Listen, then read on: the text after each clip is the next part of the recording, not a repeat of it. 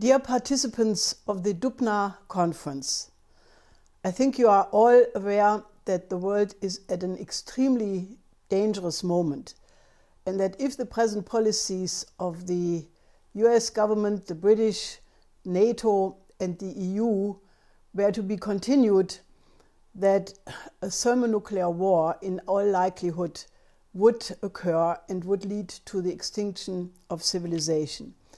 I think it is clear that both the Russian and the Chinese government are fully aware of this danger.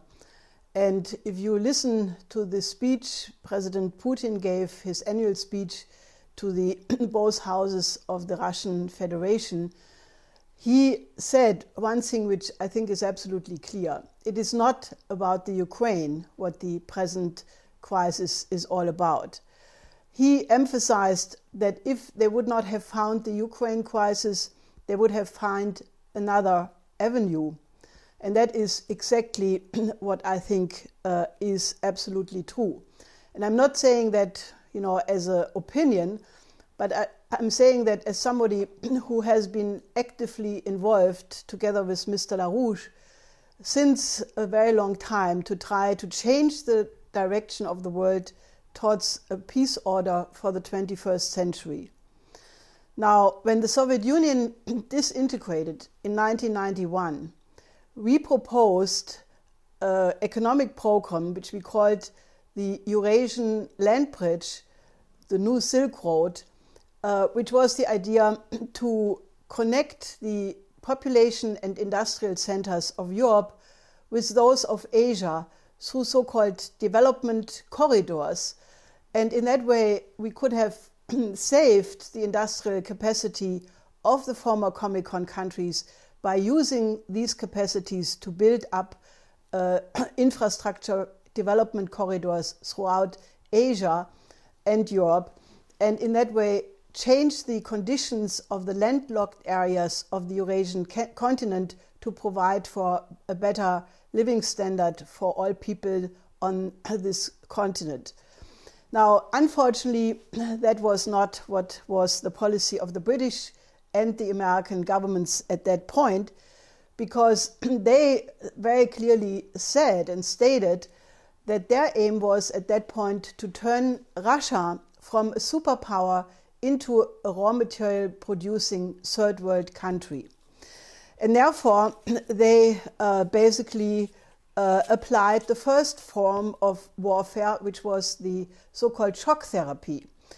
Now, we've followed that very clearly because we had the plan to develop the Eurasian continent, and we saw that the shock therapy was never meant to do anything good to anybody, but it succeeded to reduce the Russian industrial capacities in only 3 years, from 1991 to 1994, to 1/3 of its then existing, of its level from 91.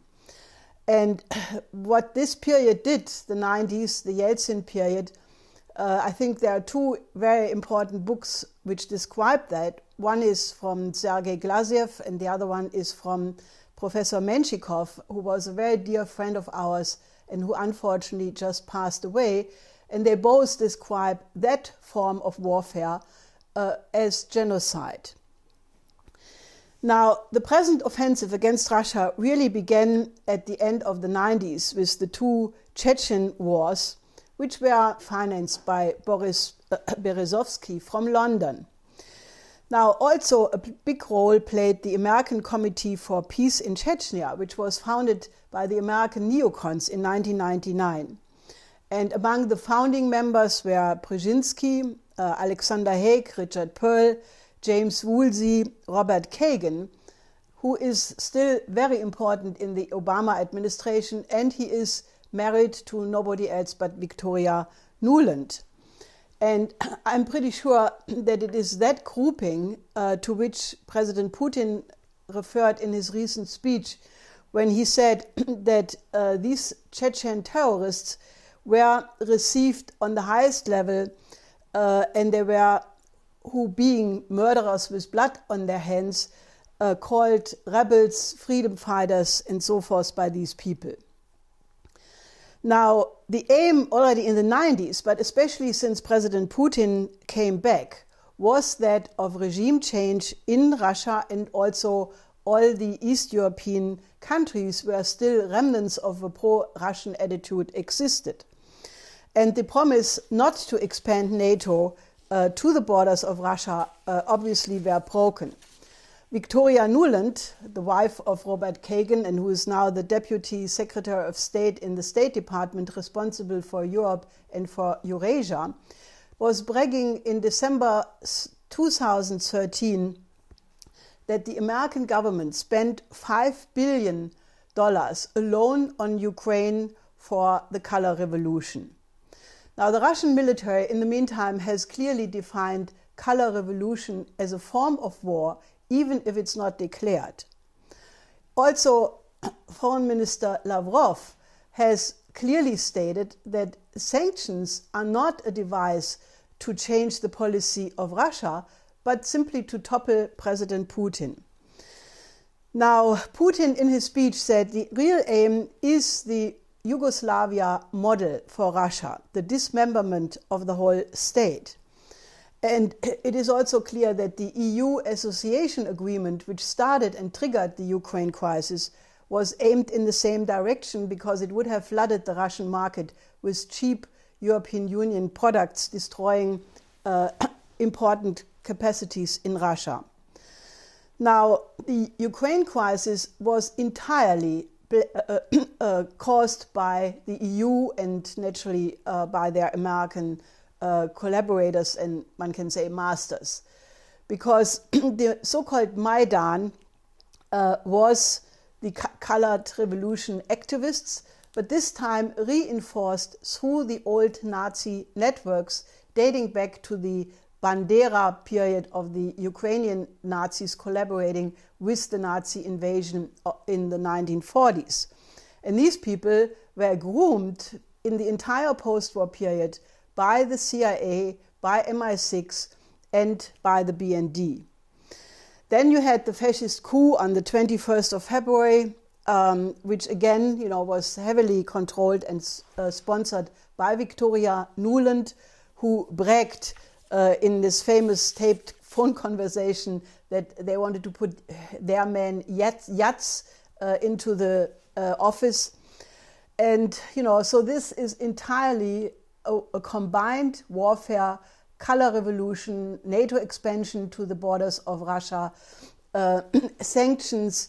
And therefore, when one listens to the former chief general of the general staff of the Russian army, Yuri Baluyevsky, who believes that the conflict between NATO and Russia is on the way, that it already has begun with an information war, with psychological pressure on the minds of the people, a demonization of Putin and China, by the way, and that military force proper will be only the final stage in this process that we are already seeing today. And when he was asked if he thinks it can be still stopped, he said, "Unfortunately, I believe it is no longer possible. The mechanism has been set in motion.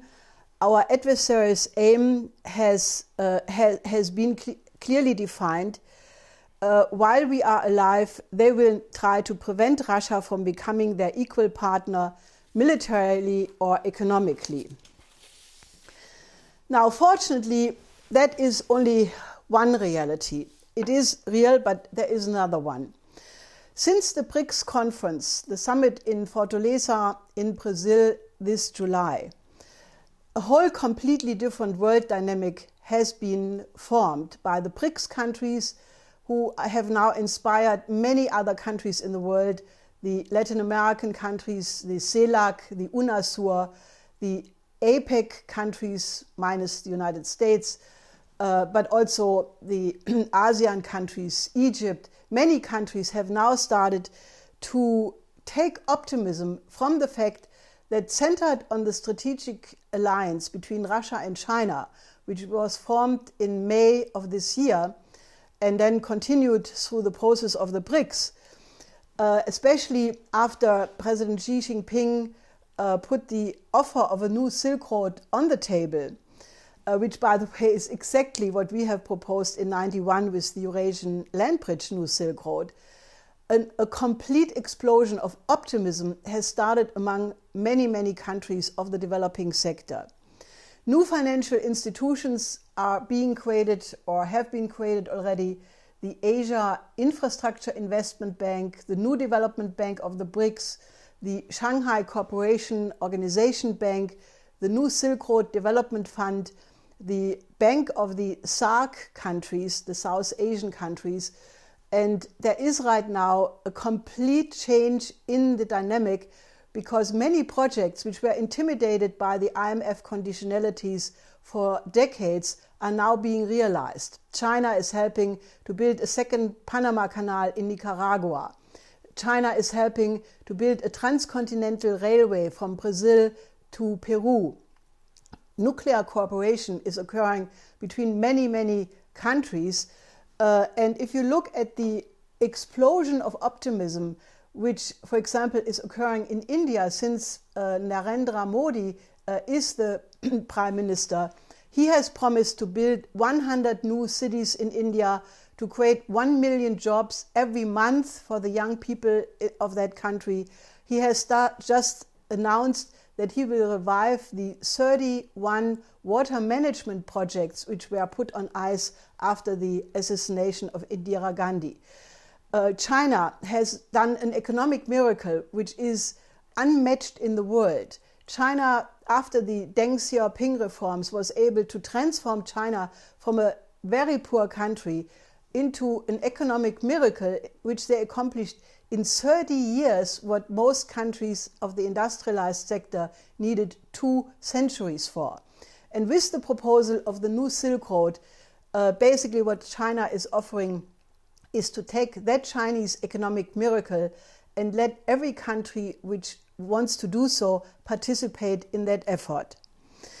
Now, after the APEC conference in Beijing recently, Xi Jinping offered to President Obama that the United States and other major countries are all invited to participate in the new Silk Road and into these in these new financial mechanisms.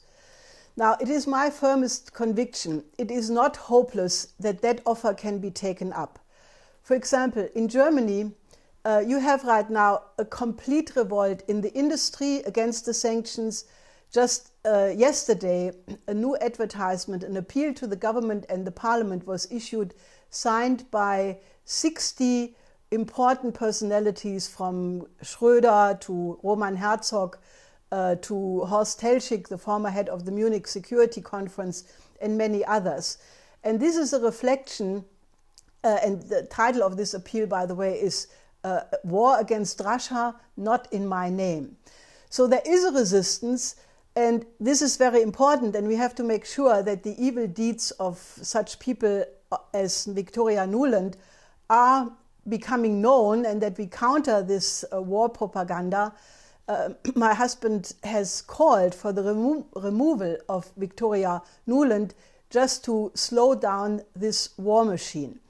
But I think the real remedy will only come if we eliminate the real cause for this war, and that is the fact that the transatlantic financial system is about to blow out.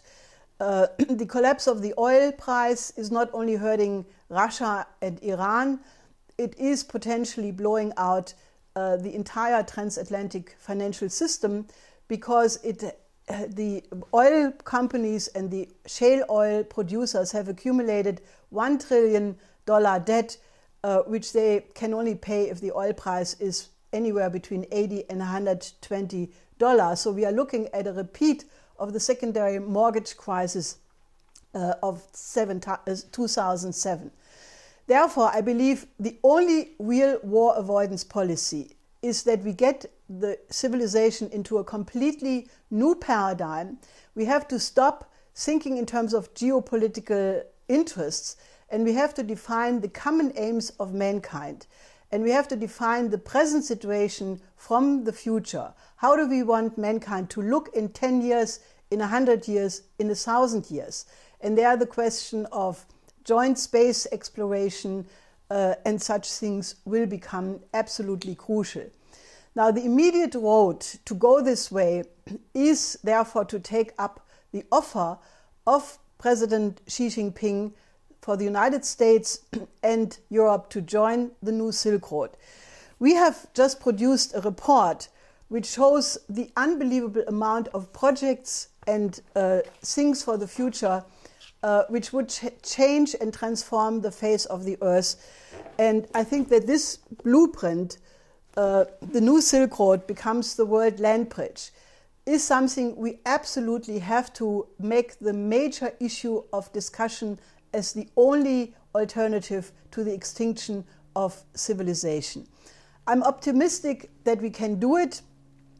That a guarantee I don't have, but I think it's worth the effort to try everything possible to change the agenda and to discuss the common aims of mankind. How do we get out of this crisis, and how do we create a world which is worthy of the dignity of man and of the identity of mankind as the only creative species in the universe?